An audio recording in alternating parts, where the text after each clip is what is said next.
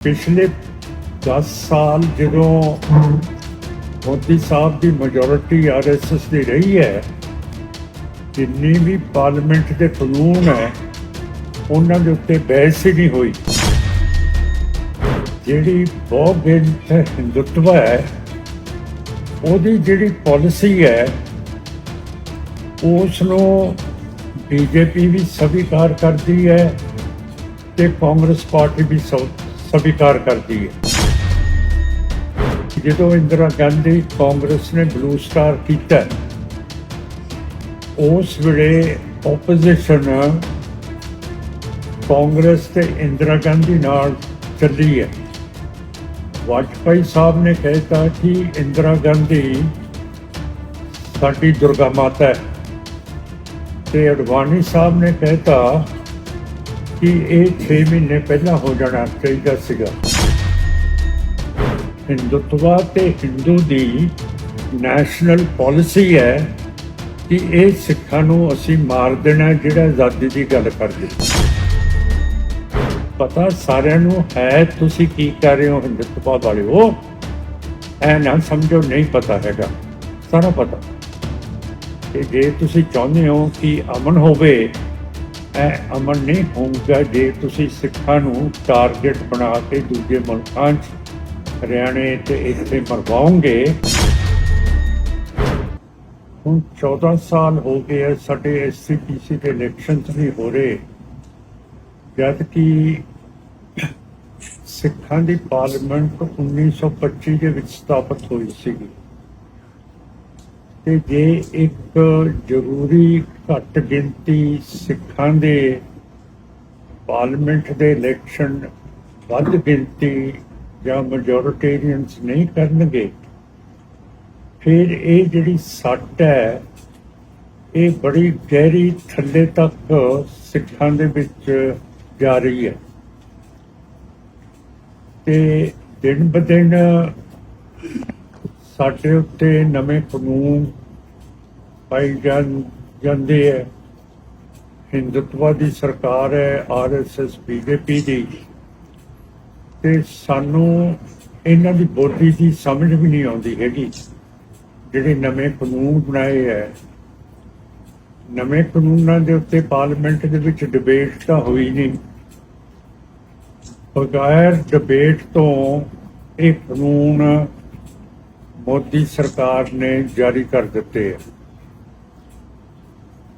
ਦੂਸਰੀ ਗੱਲ ਹੈ ਕਿ ਠੀਕ ਹੈ, ਬਹੁਤ ਗਿਣਤੀ ਦੀ ਜ਼ਬਾਨ ਸੰਸਕ੍ਰਿਤ ਹੈ,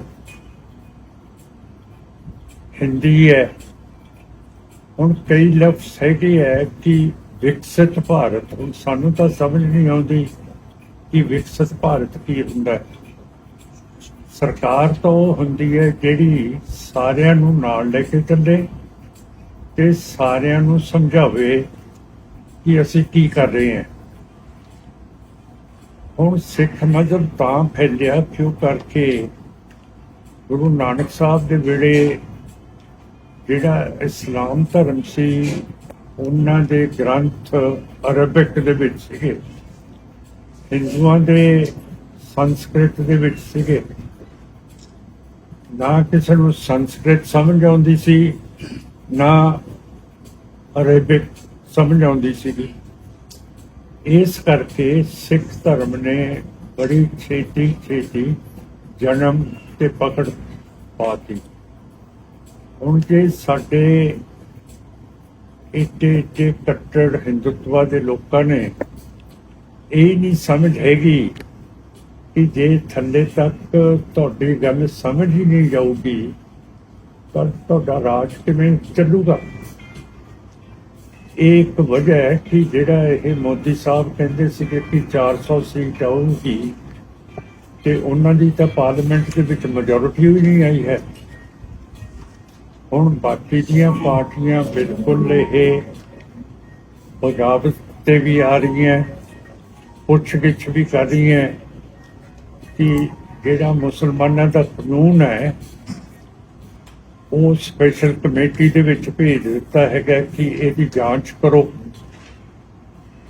ਪਿਛਲੇ 10 ਸਾਲ ਜਦੋਂ ਮੋਦੀ ਸਾਹਿਬ ਦੀ ਮੈਜੋਰਿਟੀ ਆਰਐਸਐਸ ਦੀ ਰਹੀ ਹੈ, ਜਿੰਨੀ ਵੀ ਪਾਰਲੀਮੈਂਟ ਦੇ ਕਾਨੂੰਨ ਹੈ ਉਹਨਾਂ ਦੇ ਉੱਤੇ ਬਹਿਸ ਹੀ ਨਹੀਂ ਹੋਈ, ਜਿਹੜਾ ਕਿ ਇਹ ਪਾਰਲੀਮੈਂਟਰੀ ਡੈਮੋਕ੍ਰੇਸੀ ਦੇ ਲਈ ਬਹੁਤ ਖਤਰਨਾਕ ਚੀਜ਼ ਹੈ ਕਿ ਇੱਕ ਡਿਕਟੇਟਰ ਤਾਨਾਸ਼ਾਹੀ ਵਰਗਣ ਜੋ ਤੁਸੀਂ ਇਹ ਬੋਲਦੇ ਹੋ ਉਹ ਕਾਨੂੰਨ ਬਣ ਜਾਂਦਾ।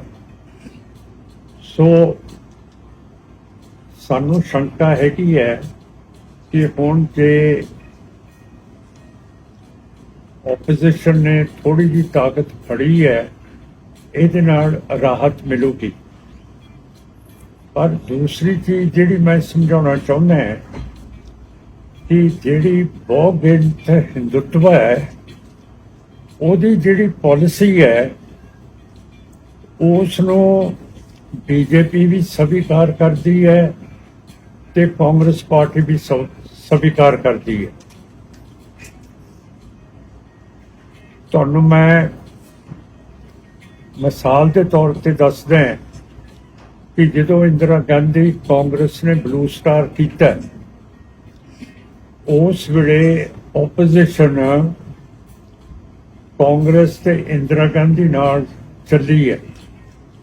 ਵਾਜਪਾਈ ਸਾਹਿਬ ਨੇ ਕਹਿਤਾ ਕਿ ਇੰਦਰਾ ਗਾਂਧੀ ਸਾਡੀ ਦੁਰਗਾ ਮਾਤਾ ਹੈ ਤੇ ਅਡਵਾਨੀ ਸਾਹਿਬ ਨੇ ਕਹਿਤਾ ਕਿ ਇਹ 6 ਮਹੀਨੇ ਪਹਿਲਾਂ ਹੋ ਜਾਣਾ ਚਾਹੀਦਾ ਸੀਗਾ।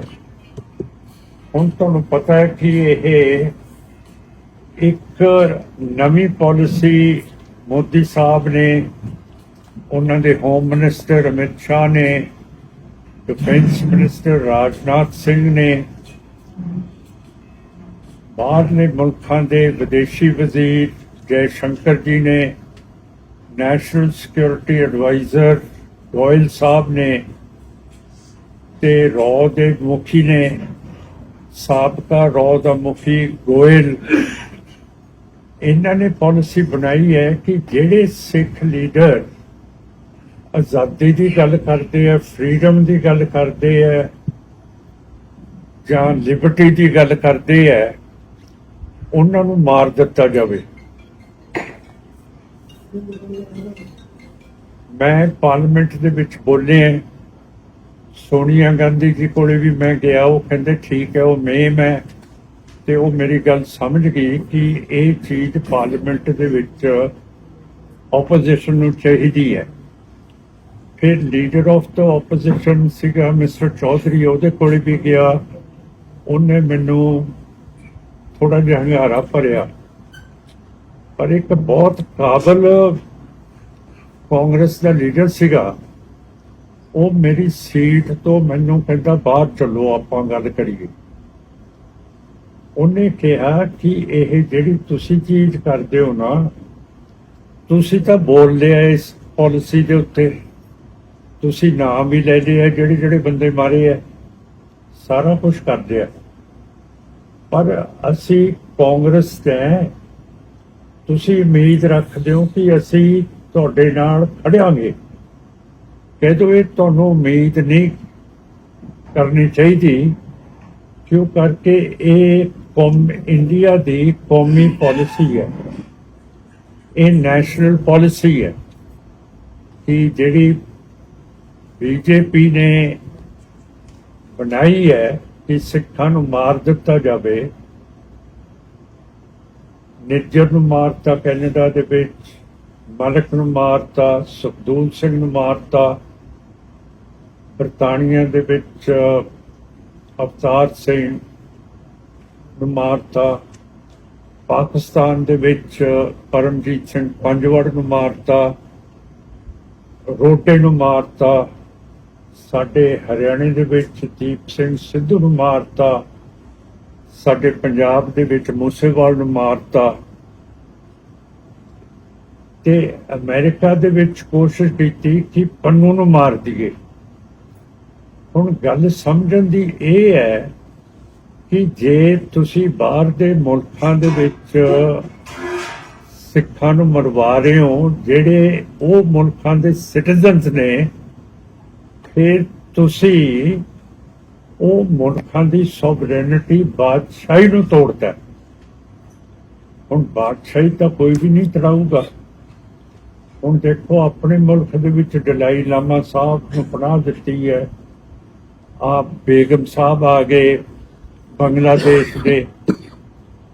ਇਹਨਾਂ ਨੂੰ ਕੋਈ ਨੁਕਸਾਨ ਪਹੁੰਚਾ ਦੇ ਤਾਂ ਹਿੰਦੁਤਵਾ ਤੇ ਇੰਡੀਆ ਨੂੰ ਆਪਣੀ ਬਦਨਾਮੀ ਤਾਂ ਬਹੁਤ ਮਹਿਸੂਸ ਹੋਊਗੀ ਕਿ ਸਾਡੀ ਬਾਦਸ਼ਾਹੀ ਤੇ ਸਾਡੀ ਸੋਵਰੇਨਿਟੀ ਤੋੜਦੀ ਹੈ। ਹੁਣ ਅਸੀਂ ਸਿੱਖ ਇਹੋ ਜਿਹੇ ਫਸੇ ਪਏ ਹੈ ਕਿ ਸਾਡੇ ਉੱਤੇ ਪਹਿਲਾਂ ਵੀ ਹਮਲੇ ਹੋਏ, ਪਰ ਹੁਣ ਜਿਹੜੇ ਹਮਲੇ ਹੋਏ ਹੈ ਇਹ ਸਾਨੂੰ ਸਮਝ ਆ ਰਹੀ ਹੈ ਕਿ ਇਹ ਹਿੰਦੁਤਵਾ ਤੇ ਹਿੰਦੂ ਦੀ ਨੈਸ਼ਨਲ ਪਾਲਿਸੀ ਹੈ ਕਿ ਇਹ ਸਿੱਖਾਂ ਨੂੰ ਅਸੀਂ ਮਾਰ ਦੇਣਾ ਜਿਹੜਾ ਆਜ਼ਾਦੀ ਦੀ ਗੱਲ ਕਰਦੇ ਹੈ। ਹੁਣ ਅਸੀਂ ਤਾਂ ਉਮਰਾਂ ਖਾ ਬੈਠੇ, ਸਾਨੂੰ ਮਾਰ ਦੋਗੇ, ਪਰ ਸਿੱਖ ਚੁੱਪ ਕਰਕੇ ਤਾਂ ਕਦੇ ਬੈਠਦੇ ਨਹੀਂ ਹੈ। ਕੀ ਹਾਲ ਹੋਇਆ ਇੰਦਰਾ ਗਾਂਧੀ ਦਾ, ਜਨਰਲ ਵੈਦਿਆ ਦਾ, ਹੋਰਾਂ ਦਾ। ਤੇ ਮੇਰਾ ਮਤਲਬ ਇਹਦਾ ਰਿਐਕਸ਼ਨ ਤਾਂ ਹੋਊਗਾ। ਤੇ ਜਿਹੜੇ ਬੰਦਿਆਂ ਨੇ ਇਹ ਪਾਲਿਸੀ ਘਟੀ ਹੈ, ਜਾਂ ਤਾਂ ਉਹ ਆਪਣੀ ਸਿਕਿਉਰਿਟੀ ਵਧਾਉਣਗੇ ਜਾਂ ਉਹ ਬਾਹਰ ਨਿਕਲਣਗੇ ਨਹੀਂ, ਕਿਉਂ ਕਰਕੇ ਇੱਕ ਵਾਰੀ ਡਰ ਤਾਂ ਪੈਦਾ ਹੋ ਗਿਆ ਕਿ ਇਹ ਜਿਹੜਾ ਵੀ ਐਕਸ਼ਨ ਹੁੰਦਾ ਹੈ ਉਹਦਾ ਸਿੱਖਾਂ ਵੱਲੋਂ ਰਿਐਕਸ਼ਨ ਤਾਂ ਹੋਊਗਾ। ਸੋ ਇਹ ਸਾਰੀਆਂ ਚੀਜ਼ਾਂ ਤੁਹਾਨੂੰ ਦੱਸਣੀਆਂ ਜ਼ਰੂਰੀ ਹੈ ਕਿ ਅਸੀਂ ਬੜੇ ਕਸੂਤੇ ਫਸੇ ਹੋਏ ਹਾਂ। 14 ਸਾਲ ਤੋਂ ਸਾਡੀ SCPC ਦੇ ਇਲੈਕਸ਼ਨ ਤੇ ਨਹੀਂ ਹੋ ਰਹੇ, ਟਾਲਮ ਟਾਲੀ ਕਰੀ ਜਾਂਦੇ ਹੈ। ਹੁਣ ਹਿੰਦੁਤਵਾ ਚਾਹੁੰਦੀ ਹੈ ਕਿ ਸਾਡੇ ਦੱਲੇ SCPC ਦੇ ਉੱਤੇ ਕਬਜ਼ਾ ਕਰ ਲੈਣ। ਹੁਣ ਜਿਹੜੇ 14 ਸਾਲ ਬਾਦਲ ਦਲ ਦੇ ਬੰਦੇ ਮੈਂਬਰ ਉਹਦੇ ਉੱਤੇ ਛਾਪਾ ਮਾਰ ਕੇ ਬੈਠੇ ਹੈ, ਉਹ ਫਿਰ ਮਸਾਂਦੀ ਹੈਗੇ ਹੈ, ਉਹ ਮਹੰਤੀ ਹੈਗੇ ਹੈ। ਜਿਹੜਾ ਬੰਦਾ ਚੁਣਿਆ ਨਾ ਜਾਵੇ ਤੇ ਕਿਤੇ ਕਬਜ਼ਾ ਕਰਕੇ ਬੈਠ ਗਏ, ਜਿਵੇਂ ਇੰਦਰਾ ਗਾਂਧੀ ਨੇ ਐਮਰਜੈਂਸੀ ਲਾਤੀ ਸੀ ਤੇ ਕੋਈ ਇਲੈਕਸ਼ਨ ਦੀ ਉਮੀਦ ਹੀ ਨਹੀਂ ਸੀ, ਤੇ ਇਸੇ ਤਰ੍ਹਾਂ ਇੱਕ ਸਿੱਖ ਅਲੱਗਾ ਕੌਮ ਹੈ, ਸਾਡੇ ਉੱਤੇ ਇਹੋ ਜਿਹਾ ਜ਼ਬਰ ਕਰਨਾ ਇਹ ਬਰਦਾਸ਼ਤ ਤੋਂ ਬਾਹਰ ਹੈ। ਹੁਣ ਮੋਦੀ ਸਾਹਿਬ ਯੂਕਰੇਨ ਗਏ ਹੈ, ਜਿਹੜਾ ਪ੍ਰੈਜ਼ੀਡੈਂਟ ਹੈ ਯੂਕਰੇਨ ਦਾ, ਉਹਨੇ ਕਿਹਾ ਹੈ ਕਿ ਮੋਦੀ ਸਾਹਿਬ ਤੁਸੀਂ ਆਏ ਹੋ, ਜੀ ਆਇਆਂ, ਤੁਸੀਂ ਸਾਡਾ ਹਾਲ ਪੁੱਛਣ ਆਏ ਹੋ, ਬਹੁਤ ਤੁਹਾਡੀ ਕਿਰਪਾ। ਪਰ ਰੂਸ ਜਿਸ ਨੇ ਸਾਡੇ ਉੱਤੇ ਹਮਲੇ ਕੀਤੇ ਹੈ, ਸਾਡੀ ਧਰਤੀ ਨੂੰ ਨੱਪ ਲਿਆ, ਜਿਵੇਂ ਚੀਨ ਨੇ ਲਦਾਖ ਦੇ ਵਿੱਚ 1961 ਦੇ ਵਿੱਚ 40,000 ਸਕੁਆਇਰ ਕਿਲੋਮੀਟਰ ਨੱਪ ਲਏ ਸੀਗੇ, 2020 ਦੇ ਵਿੱਚ 8,000 ਕਿਲੋਮੀਟਰ ਹੋਰ ਲੁੱਟ ਲਏ। ਕਹਿੰਦੇ ਤੁਸੀਂ ਆਪਣੀ ਗੱਲ ਵੀ ਸੋਚੋ ਕਿ ਤੁਹਾਡੇ ਮੁਲਕ ਦੇ ਵਿੱਚ ਵੀ ਚੀਨ ਨੇ ਤੁਹਾਡਾ ਇਲਾਕਾ ਲੁੱਟਿਆ ਹੋਇਆ। ਇਸੇ ਤਰ੍ਹਾਂ ਤੁਹਾਨੂੰ ਹਮਦਰਦੀ ਹੋਣੀ ਚਾਹੀਦੀ ਹੈ ਸਾਡੇ ਨਾਲ ਕਿ ਰੂਸ ਨੇ ਸਾਡੇ ਇਲਾਕੇ ਬੜੇ ਇਹ ਨੱਪ ਲਏ ਹੈ, ਤੇ ਤੁਸੀਂ ਰੂਸ ਤੋਂ ਕਰੂਡ ਆਇਲ ਖਰੀਦਦੇ ਹੋ। ਕਰੂਡ ਆਇਲ ਖਰੀਦ ਕੇ ਤੁਸੀਂ ਇੱਥੇ ਇੰਡੀਆ 'ਚ ਉਹਨੂੰ ਰਿਫਾਈਨ ਕਰ ਦਿੰਦੇ ਹੋ, ਡੀਜ਼ਲ ਬਣਾ ਦਿੰਦੇ ਹੋ, ਹੋਰ ਪਦਾਰਥਾਂ ਬਣਾ ਦਿੰਦੇ ਹੋ, ਤੇ ਇਸ ਤਰ੍ਹਾਂ ਰੂਸ ਦੀ ਇਕਨੋਮੀ ਚੱਲੀ ਜਾਂਦੀ ਹੈ ਤੁਹਾਡੇ ਸਿਰ ਦੇ ਉੱਤੇ। ਤੇ ਜੇ ਤੁਹਾਡੇ ਸਿਰ ਦੇ ਉੱਤੇ ਰੂਸ ਦੀ ਇਕਨੋਮੀ ਚੱਲ ਰਹੀ ਹੈ ਤੇ ਤੁਸੀਂ ਟੱਟੂ ਦਾ ਸਾਡੇ ਨਾਲ ਸੁਲ੍ਹਾ ਕਰਾਉਣੀ ਹੈ ਰੂਸ ਤੇ ਯੂਕਰੇਨ ਦੀ, ਜਾਂ ਤਾਂ ਤੁਸੀਂ ਉਹਨਾਂ ਦਾ ਤੇਲ ਨਾ ਲਓ, ਉਹਨਾਂ ਨੂੰ ਪੈਸਾ ਜਾਂਦਾ ਸਾਰਾ ਤੁਹਾਡੇ ਕੋਲੋਂ ਤੇ ਉਹ ਸਾਡੇ ਉੱਤੇ ਚੜ੍ਹਦਾ ਹੈ। ਫਿਰ ਜਿਵੇਂ ਇਸ ਤਰ੍ਹਾਂ ਇਹ ਗੱਲ ਹੋ ਰਹੀ ਹੈ, ਹਿੰਦੁਤਵਾ ਨੂੰ ਐ ਨਹੀਂ ਸੋਚਣਾ ਚਾਹੀਦਾ ਕਿ ਸਿੱਖਾਂ ਤੇ ਘੱਟ ਗਿਣਤੀਆਂ ਨੂੰ ਪਤਾ ਹੀ ਨਹੀਂ ਕੀ ਹੋ ਰਿਹਾ। ਸਾਨੂੰ ਸਾਰਾ ਪਤਾ ਹੈ। ਰਾਜਨਾਥ ਸਿੰਘ ਜੀ ਅਮਰੀਕਾ ਗਏ ਹੈ, ਅਮਰੀਕਾ ਦੀ ਡਿਫੈਂਸ ਮਿਨਿਸਟਰ ਨੇ ਕਿਹਾ ਕਿ ਤੁਹਾਨੂੰ 5 ਡੁੱਬੀਆਂ ਜਿਹੜੀਆਂ ਸਬਮਰੀਨ ਹੁੰਦੀਆਂ ਉਹਦੇ ਵੀ ਅਸੀਂ ਤੁਹਾਨੂੰ ਜੰਤਰ ਦਵਾਂਗੇ ਜਿਹੜਾ ਤੁਸੀਂ ਪਛਾਣ ਕਰ ਸਕੋ ਕਿ ਇੱਥੇ ਪਣਡੁੱਬੀਆਂ ਫਿਰਦੀਆਂ ਸਮੁੰਦਰ 'ਚ। ਹੁਣ ਇੰਡੀਆ ਨੇ ਸਵਾਹ ਪਣਡੁੱਬੀਆਂ ਦੇਖਣੀਆਂ, ਅਮਰੀਕਾ ਦੀ ਵੀ ਅਕਲ ਮੇਰਾ ਖਿਆਲ ਗਿੱਟਿਆਂ 'ਚ ਹੈ। ਉਹ ਜਿਹੜੇ ਜੰਤਰ ਦੇਣਗੇ ਉਹਦੇ ਨਾਲ ਰੂਸ ਦੀਆਂ ਪਣਡੁੱਬੀਆਂ ਤਾਂ ਇਹਨਾਂ ਨੇ ਲੱਭਣੀਆਂ ਨਹੀਂ, ਤੇ ਇਹ ਲੱਭਣਗੇ ਅਮਰੀਕਾ ਤੇ ਨੇਟੋ ਦੀਆਂ ਪਣਡੁੱਬੀਆਂ। ਠੀਕ ਹੈ। ਸੋ ਮੇਰਾ ਮਤਲਬ ਹੈ ਕਿ ਪਤਾ ਸਾਰਿਆਂ ਨੂੰ ਹੈ ਤੁਸੀਂ ਕੀ ਕਰ ਰਹੇ ਹੋ ਹਿੰਦੁਤਵਾ ਵਾਲਿਓ। ਐ ਨਾ ਸਮਝੋ ਨਹੀਂ ਪਤਾ ਹੈਗਾ, ਸਾਰਾ ਪਤਾ। ਤੇ ਜੇ ਤੁਸੀਂ ਚਾਹੁੰਦੇ ਹੋ ਕਿ ਅਮਨ ਹੋਵੇ, ਇਹ ਅਮਨ ਨਹੀਂ ਹੋਊਗਾ ਜੇ ਤੁਸੀਂ ਸਿੱਖਾਂ ਨੂੰ ਟਾਰਗੇਟ ਬਣਾ ਕੇ ਦੂਜੇ ਮੁਲਕਾਂ 'ਚ ਹਰਿਆਣੇ ਤੇ ਇੱਥੇ ਮਰਵਾਓਗੇ। ਇਹ ਗੱਲ ਪੁੱਠੀ ਪਊਗੀ। ਸਿੱਖ ਹਰੇਕ ਐਕਸ਼ਨ ਦਾ ਰਿਐਕਸ਼ਨ ਕਰਦੇ। ਸੋ ਇਹ ਚੀਜ਼ਾਂ ਤੇ ਗਰੀਬੀ ਬਹੁਤ ਜ਼ਿਆਦਾ ਹੈਗੀ ਹੈ ਆਪਣੇ ਪੰਜਾਬ ਦੇ ਵਿੱਚ।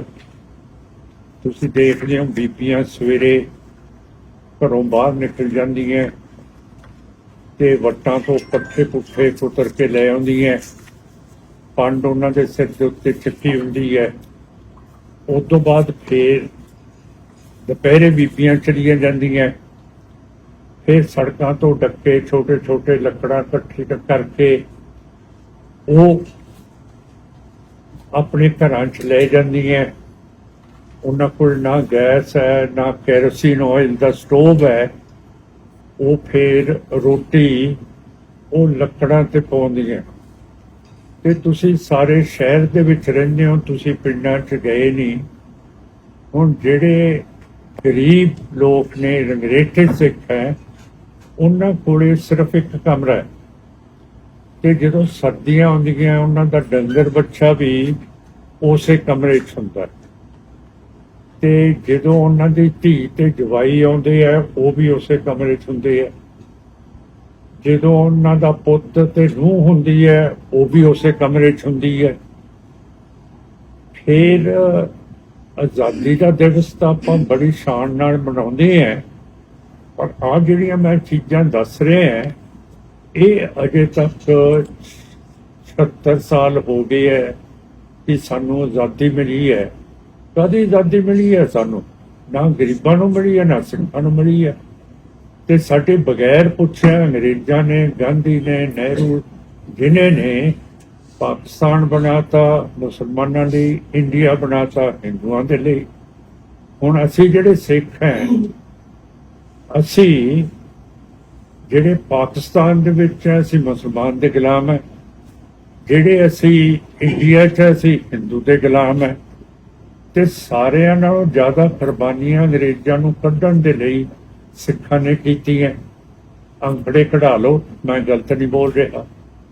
ਹੁਣ ਮੈਂ ਸਮਝਦਾ ਕਿ ਜਿਹੜੇ ਸਿੱਖਾਂ ਨੇ ਕੁਰਬਾਨੀਆਂ ਕੀਤੀਆਂ ਉਹਨਾਂ ਦੀ ਅਕਲ ਇੱਥੇ ਸੀਗੀ ਕਿ ਗਿੱਟਿਆਂ 'ਚ ਸੀਗੀ ਕਿ ਜਦੋਂ ਅੰਗਰੇਜ਼ ਸੀ, ਹਿੰਦੂ ਵੀ ਅੰਗਰੇਜ਼ ਦੇ ਗੁਲਾਮ ਸੀ, ਮੁਸਲਮਾਨ ਵੀ ਗੁਲਾਮ ਸੀ ਤੇ ਸਿੱਖ ਵੀ ਗੁਲਾਮ ਸੀ। ਸਾਡੇ ਸਾਰਿਆਂ ਦੀ ਗੁਲਾਮੀ ਦੇ ਵਿੱਚ ਸਾਡੀ ਬਰਾਬਰਤਾ ਤਾਂ ਸੀਗੀ। ਤੇ ਜੇ ਅਸੀਂ ਅੰਗਰੇਜ਼ਾਂ ਦੇ ਨਾਲ ਹੀ ਰਹਿੰਦੇ, ਸਾਰੇ ਗੁਲਾਮ ਹੁੰਦੇ, ਸਾਡੀ ਬਰਾਬਰਤਾ ਰਹਿੰਦੀ। ਤੇ ਜਦੋਂ ਉਦੋਂ ਅੰਗਰੇਜ਼ਾਂ ਦੇ ਖਿਲਾਫ ਮਾਰੇ ਹੈ, ਸ਼ਹੀਦ ਹੋਏ ਹੈ, ਕਾਲੇ ਪਾਣੀ ਗਏ ਹੈ ਸਿੱਖ, ਹੁਣ ਸਾਰੇ ਭੱਜੇ ਜਾਂਦੇ ਆ ਅੰਗਰੇਜ਼ਾਂ ਦੇ ਮੁਲਕਾਂ ਦੇ ਵਿੱਚ। ਮੇਰਾ ਮਤਲਬ ਅਜੇ ਤੱਕ ਸਿੱਖ ਕੌਮ ਨੂੰ ਸਮਝ ਨਹੀਂ ਆਈ ਕਿ ਅਸੀਂ ਹੈ ਕੀ ਤੇ ਕੀ ਸਾਡਾ ਭਵਿੱਖ ਹੈ। ਸੋ ਇਹ ਸਾਰੀਆਂ ਗੱਲਾਂ ਤੁਹਾਡੀ ਪ੍ਰੈਸ ਨਾਲ, ਫਗਵਾੜੇ ਵਾਲਿਆਂ ਨਾਲ ਮੈਂ ਕੀਤੀ ਹੈ। ਹੋਰ ਤੁਸੀਂ ਹੁਣ ਜੋ ਕੁਝ ਪੁੱਛਣਾ। ਮਾਨ ਸਾਹਿਬ, ਪਹਿਲਾਂ ਤਾਂ ਫਗਵਾੜਾ ਪ੍ਰੈਸ ਵੱਲੋਂ ਤੁਹਾਡਾ ਬਹੁਤ ਬਹੁਤ ਸਵਾਗਤ, ਜੀ ਆਇਆਂ ਨੂੰ। ਸਾਡਾ ਪ੍ਰਸ਼ਨ ਮੇਰਾ ਇਹ ਸੀ ਕਿ ਧਰਮ ਦੀ ਆਜ਼ਾਦੀ ਤਾਂ ਸਾਰਿਆਂ ਨੂੰ ਹੁੰਦੀ ਹੈ, ਪਰ ਜੇਕਰ ਤੁਸੀਂ ਪਿਛਲੇ 10 ਸਾਲਾਂ ਦੀ ਗੱਲ ਕੀਤੀ ਜਾਵੇ ਤਾਂ ਦੁਆਬੇ ਦੇ ਵਿੱਚ ਪੰਜਾਬੀਆਂ ਦੀ ਨਸਲਕੁਸ਼ੀ ਕਿੰਨੀ ਹੋ ਰਹੀ ਹੈ, ਸਿੱਖ ਕਿੰਨੇ ਕ੍ਰਿਸ਼ਨੈਲਿਟੀ ਦੇ ਵਿੱਚ ਜਾ ਰਿਹਾ। ਅੱਜ ਤੋਂ 30 ਸਾਲ ਪਹਿਲਾਂ ਇਹ ਰੁਝਾਨ ਅੰਮ੍ਰਿਤਸਰ ਤੇ ਗੁਰਦਾਸਪੁਰ ਡਿਸਟ੍ਰਿਕਟ ਵਿੱਚ ਸੀ, ਪਰ ਹੁਣ ਜੇ ਅੱਜ ਆਪਾਂ ਦੇਖਿਆ ਜਾਵੇ ਜਲੰਧਰ ਕਪੂਰਥਲਾ ਬੈਲਟ ਜਿਹੜੀ ਸਾਰੀ ਆ ਬਹੁਤ ਤੇਜ਼ੀ ਨਾਲ ਇਹਦੇ ਵੱਲ ਵਧ ਰਹੀ ਆ, ਔਰ ਇਹਦੇ ਲਈ ਬੋਲਦਾ ਤਾਂ ਕੋਈ ਵੀ ਨਹੀਂ ਆ, ਔਰ ਨਾ ਉੱਥੇ ਕੋਈ ਆਪਣੀਆਂ ਸਰਗਰਮੀਆਂ, ਜੇ ਆਪਾਂ ਉਹਨਾਂ ਨੂੰ ਕੰਡੈਮ ਨਹੀਂ ਕਰਨਾ ਤਾਂ ਆਪਣੀਆਂ ਸਰਗਰਮੀਆਂ ਤਾਂ ਆਪਾਂ ਤੇਜ਼ ਕਰੀਏ। ਅਲੱਗ-ਅਲੱਗ ਪੰਥਕ ਧਿਰਾਂ ਉਹਦੇ ਬਾਰੇ ਬੋਲਦਾ ਕੋਈ ਨਹੀਂ। ਉਹ ਜਿਹੜੇ ਪੰਥਕ ਦਾਅਵਾ ਕਰਦੇ ਆ ਕਿ ਸਾਡੀ ਪਾਰਟੀ ਹੈ ਪੰਥ ਦੀ, ਉਹ ਤਾਂ ਆਪ ਉਹਨਾਂ ਦੇ ਨਾਲ ਜਾ ਕੇ ਉਹਨਾਂ ਪ੍ਰੋਗਰਾਮਾਂ ਦੇ ਵਿੱਚ ਸ਼ਮੂਲੀਅਤ ਕਰ ਰਹੇ। ਇਹ ਜਿਹੜੇ ਬੰਦੇ ਬਾਹਰ ਮਾਰੇ ਆ, ਕੋਈ ਸਾਡੀ ਪਾਰਟੀ ਤੋਂ ਸਿਵਾਏ ਕੋਈ ਬੋਲਿਆ ਜੀ ਉਹਨਾਂ ਦੇ ਖਿਲਾਫ? ਉਹਨਾਂ ਦੇ ਖਿਲਾਫ ਸਾਡੀ ਗੱਲ ਨਹੀਂ ਕਰਦਾ। ਐਸਸੀਪੀਸੀ ਨੇ ਕੋਈ ਰੈਜ਼ੋਲੂਸ਼ਨ ਨਹੀਂ ਪਾਸ ਕੀਤੀ।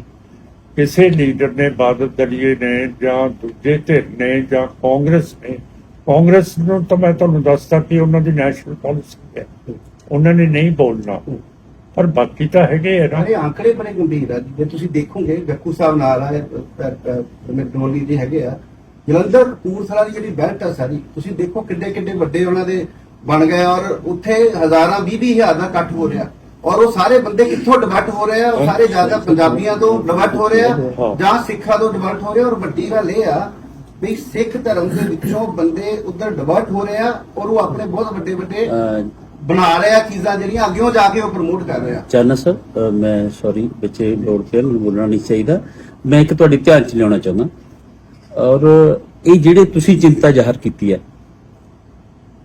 ਪਾਰਟੀ ਪ੍ਰਧਾਨ ਸਰਦਾਰ ਸਿਮਰਨਜੀਤ ਸਿੰਘ ਮਾਨ ਜੀ ਪਿਛਲੇ ਲਗਭਗ 6 ਮਹੀਨਿਆਂ ਤੋਂ ਇੱਥੇ ਵਿਚਾਰਧੀਨ ਸੀਗਾ, ਤੇ ਆ 18 ਤਰੀਕ ਨੂੰ ਜਿਹੜੀ ਲੰਘੀ ਇੱਕ ਹਫ਼ਤਾ ਪਹਿਲਾਂ ਇੱਕ ਮੁਹਿੰਮ ਸ਼ੁਰੂ ਕੀਤੀ ਹੈ ਪਾਰਟੀ ਨੇ, ਪੰਥਕ ਹੋਕਾ ਦਲਿਤਾਂ ਦੇ ਵਿਹੜੇ ਤੱਕ, ਪੰਥਕ ਹੋਕਾ ਦਲਿਤਾਂ ਦੇ ਵਿਹੜੇ ਤੱਕ। ਉਹ ਮੁਹਿੰਮ ਦੀ ਸ਼ੁਰੂਆਤ ਨੂੰ ਹਾਲੇ ਅੱਜ ਇੱਕ ਹਫ਼ਤਾ ਹੋਇਆ, ਤੇ ਅਸੀਂ ਮਹਿਸੂਸ ਕਰਦੇ ਹਾਂ ਕਿ ਰਿਐਲਿਟੀ ਦੇ ਵਿੱਚ ਹੈ। ਸ਼੍ਰੋਮਣੀ ਗੁਰਦੁਆਰਾ ਪ੍ਰਬੰਧਕ ਕਮੇਟੀ ਨੇ ਭਾਵੇਂ ਬਜਟ 500 ਕਰੋੜ ਦਾ ਰੱਖਿਆ ਧਰਮ ਪ੍ਰਚਾਰ ਲਈ, ਪਰ ਸਾਡੇ ਵਿਹੜਿਆਂ 'ਚ ਗਰੀਬਾਂ ਲੋਕਾਂ ਤੱਕ ਉਹ ਧਰਮ ਪ੍ਰਚਾਰ ਹੋਇਆ ਨਹੀਂ। ਉਹ ਫੰਡ ਛਕਾਇਆ ਗਿਆ, ਉਹਨਾਂ ਤੱਕ ਕੋਈ ਪਹੁੰਚਿਆ ਨਹੀਂ। ਕਦੇ ਵੀ ਧਰਮ ਪ੍ਰਚਾਰ, ਸਿੱਖ ਧਰਮ ਪ੍ਰਚਾਰ ਕਦੇ ਪਹੁੰਚਿਆ ਹੀ ਨਹੀਂ। ਜੇ ਪਹੁੰਚਿਆ ਨਹੀਂ ਤਾਂ ਸ਼੍ਰੋਮਣੀ ਗੁਰਦੁਆਰਾ ਪ੍ਰਬੰਧਕ ਕਮੇਟੀ ਤੇ ਛੱਡੀ ਹੋਈ ਸੀ ਗੱਲ, ਉਹਨਾਂ ਦੇ ਐਫਰਟਸ ਫੇਲ ਹੋ ਗਏ, ਨਹੀਂ ਗਏ। ਇਸ ਗੱਲ ਨੂੰ ਬੜੀ ਸ਼ਿੱਦਤ ਨਾਲ ਪਾਰਟੀ ਨੇ ਸਮਝਿਆ ਕਿ ਇਦਾਂ ਨਹੀਂ ਹੋਣੀ ਚਾਹੀਦੀ। ਜਿਹੜੇ ਗਰੀਬ ਸਿੱਖ ਆ ਉਹਨਾਂ ਦੀ ਕਨਵਰਸ਼ਨ ਨਹੀਂ ਹੋਣੀ ਚਾਹੀਦੀ। ਤਾਂ ਅਸੀਂ ਇਹ ਜਿਹੜੀ ਮੁਹਿੰਮ ਸ਼ੁਰੂ ਕੀਤੀ ਹੈ, ਔਰ ਇਹਦਾ ਰਿਜ਼ਲਟ ਕੀ ਹੈ? ਇੱਕ ਹਫ਼ਤਾ ਹੋਇਆ ਸਾਨੂੰ ਇੱਥੇ ਬੈਠਿਆਂ ਨੂੰ, ਸ਼ੁਰੂ ਕੀਤਿਆਂ ਨੂੰ। ਇੱਥੇ ਸ਼੍ਰੋਮਣੀ ਅਕਾਲੀ ਦਲ ਬਾਦਲ ਦੇ ਬਹੁਤ ਵੱਡੇ ਇੱਕ ਐਸਸੀ ਲੀਡਰ ਨੇ ਸਰਦਾਰ ਸਰੂਪ ਸਿੰਘ ਖਲਵਾੜਾ, ਉਹਨਾਂ ਦਾ ਬੇਟਾ ਆਪਦੇ ਸਾਥੀਆਂ ਨੂੰ ਨਾਲ ਲੈ ਕੇ ਅੱਜ ਸ਼੍ਰੋਮਣੀ ਅਕਾਲੀ ਦਲ ਅੰਮ੍ਰਿਤਸਰ ਜੁਆਇਨ ਕਰ ਰਿਹਾ। ਇਹ ਮੁਹਿੰਮ ਦੀ ਬਦੌਲਤ ਕਿ ਮੁਹਿੰਮ ਦੀ ਸ਼ੁਰੂਆਤ ਹੋਈ ਹੈ, ਚੰਗੀ ਗੱਲ ਹੈ। ਉਹਨਾਂ ਦੇ ਦਾਦੇ ਸਾਡੇ ਆਂਢ ਗੁਆਂਢ ਸਾਡੇ ਰਿਸ਼ਤੇਦਾਰੀਆਂ ਤੱਕ ਵੀ ਜਿਹੜੇ ਆ ਉਹ ਦੂਜੇ ਬੰਨੇ ਹੋ ਗਏ ਆ, ਔਰ ਅਸੀਂ ਬੜਾ ਸ਼ਰਮ ਮਹਿਸੂਸ ਕਰਦੇ ਆ। ਇਸ ਗੱਲ ਨੂੰ ਅਸੀਂ ਸ਼ੁਰੂ ਕੀਤਾ ਜੀ, ਇਹਦੇ ਬਹੁਤ ਚੰਗੇ ਨਤੀਜੇ ਦੇਵਾਂਗੇ। ਨਵੰਬਰ ਦੇ ਵਿੱਚ ਸਰਦਾਰ ਸਿਮਰਨਜੀਤ ਸਿੰਘ ਮਾਨ ਜੀ ਇੱਕ ਵਾਰੀ ਫਿਰ ਦੁਆਬੇ ਦੇ ਵਿੱਚ ਆਪਣੇ ਆਉਣਗੇ, ਔਰ ਤੁਸੀਂ ਹੈਰਾਨ ਹੋਵੋਗੇ ਕਿ ਉਹ ਨਵੰਬਰ ਦੇ ਵਿੱਚ ਕਿਸ ਕੰਮ ਲਈ ਆਉਣਗੇ। 200 ਇਹਨਾਂ ਜ਼ਿਲ੍ਹਿਆਂ ਦਾ 200 ਗਰੀਬ ਪਰਿਵਾਰ, ਦਲਿਤ ਪਰਿਵਾਰ, ਅਨੁਸੂਚਿਤ ਜਾਤੀ ਪਰਿਵਾਰ 200 ਕਪੂਰਥਲਾ, ਜਲੰਧਰ ਤੇ ਹੁਸ਼ਿਆਰਪੁਰ ਚੋਂ ਉਹਨਾਂ ਦੇ ਨਾਲ ਪ੍ਰਧਾਨ ਸਾਹਿਬ ਦਾ ਲੰਚ ਹੋਏਗਾ। 4 ਘੰਟੇ ਉਹਨਾਂ ਨਾਲ ਹੀ ਬਤਾਉਣੇ ਆ, ਉਹਨਾਂ ਨਾਲ ਦੁੱਖ ਸੁੱਖ ਸਾਂਝੇ ਹੋਣਗੇ। ਅਸੀਂ ਇਹ ਮੁਹਿੰਮ ਨੂੰ ਲੈ ਕੇ ਤੁਰ ਲੱਗੇ। ਜਿਹੜੀ ਇਹ ਦਲਿਤ ਸਿੱਖਾਂ ਦੀ ਕਨਵਰਜਨਸ ਹੋ ਰਹੀਆਂ, ਜਿਹਦਾ ਚਾਨਾ ਸਾਹਿਬ ਨੇ ਵੀ ਜ਼ਿਕਰ ਕੀਤਾ ਕਿ ਜਿਹੜੇ ਆંકੜੇ ਹਨ ਬੜੇ ਚੁਕਾਨ ਦੇਣ ਵਾਲੇ ਹਨ, ਬਟ ਇਹ ਜਿਹੜੀ ਮੁਹਿੰਮ ਹੈ ਔਰ ਇਹ ਜਿਹੜੇ ਆંકੜੇ ਸਾਹਮਣੇ ਆਏ, ਇੱਕ ਦਿਨ ਦਾ ਨਤੀਜਾ ਨਹੀਂ ਹੈ। ਇਹ ਪਿਛਲੇ ਕਈ ਸਾਲਾਂ ਤੋਂ ਮੁਹਿੰਮ ਚੱਲ ਰਹੀ ਸੀ, ਔਰ ਇਸੇ ਦੇ ਵਿੱਚ ਸਾਡੇ ਆਪਣੇ ਅੰਦਰ ਦੀਆਂ ਕਮਜ਼ੋਰੀਆਂ ਵੀ ਹਨ।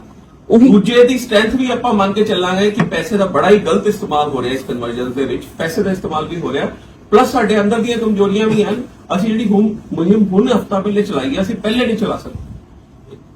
ਉਸ ਕਮਜ਼ੋਰੀਆਂ ਨੂੰ ਜੜ ਤੋਂ ਮਜ਼ਬੂਤ ਕਰਨ ਦੀ ਬਹੁਤ ਲੋੜ ਹੈ। ਸਰ ਮੈਂ ਇੱਕ ਹੋਰ ਦੱਸਦਾ, ਦੇਖੋ ਕਿੱਡੀ ਵੱਡੀ ਗੱਲ ਹੈ, ਤੁਹਾਡੀ ਗੱਲ ਨਾਲ ਸਹਿਮਤ ਹੈ ਕਿ ਇਹ ਲੰਬੇ ਸਮੇਂ ਤੋਂ ਹੋ ਰਿਹਾ। ਸ਼੍ਰੋਮਣੀ ਗੁਰਦੁਆਰਾ ਪ੍ਰਬੰਧਕ ਕਮੇਟੀ ਨੇ ਲੰਬੇ ਸਮੇਂ ਤੋਂ ਐਫਰਟਸ ਨਹੀਂ ਕੀਤੇ। ਪ੍ਰਧਾਨ ਸਾਹਿਬ ਦੱਸ ਕੇ ਅਸੀਂ ਤਾਂ ਹੀ ਤਾਂ ਮੰਗ ਕਰਦੇ ਹਾਂ ਕਿ ਸ਼੍ਰੋਮਣੀ ਗੁਰਦੁਆਰਾ ਪ੍ਰਬੰਧਕ ਕਮੇਟੀ ਦੀ ਚੋਣ ਆਵੇ, ਉੱਥੇ ਜਿਹੜੀ ਸਿੱਖ ਕੌਜ਼ ਦੇ ਲਈ ਸਮਰਪਿਤ ਲੋਕ ਨੇ ਉਹ ਜੁੜ ਕੇ ਜਿੱਤ ਕੇ ਜਾਣ, ਗੁਰੂ ਘਰਾਂ ਦਾ ਪ੍ਰਬੰਧ ਸਾਂਭਣ ਤਾਂ ਕਿ ਧਰਮ ਪ੍ਰਚਾਰ ਹੋ ਸਕੇ। ਉਹਨਾਂ ਨੇ ਧਰਮ ਪ੍ਰਚਾਰ ਕੀਤਾ ਨਹੀਂ। ਸਾਡਾ ਸਿੱਖ ਸਮਾਜ ਜਿਹੜਾ ਉਹ ਘਾਟੇ 'ਚ ਗਿਆ, ਮਾਰ ਖਾ ਗਿਆ।